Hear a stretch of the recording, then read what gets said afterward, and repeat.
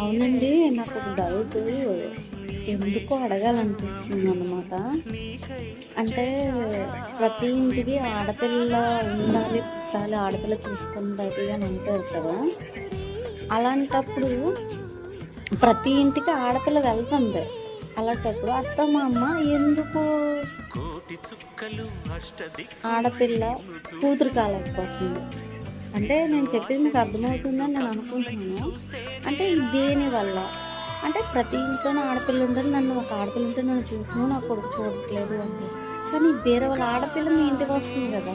అలాంటి ఆడపిల్ల ఈ తల్లిదండ్రులకి, అత్తమామలకి ఎందుకు కూతురు కాలేకపోతుంది? నాకైతే అర్థం కావట్లేదు. అంతే గదండీ! ప్రతి ఆడపిల్ల అత్తగారింటికెళ్తుంది. ఈ తల్లిదండ్రుల ప్రాబ్లమ్. ఈ ఆడపిల్లదే ప్రాబ్లమ్. ఆడపిల్లకి నా తల్లిదండ్రులు నేను చూసుకోవాలి.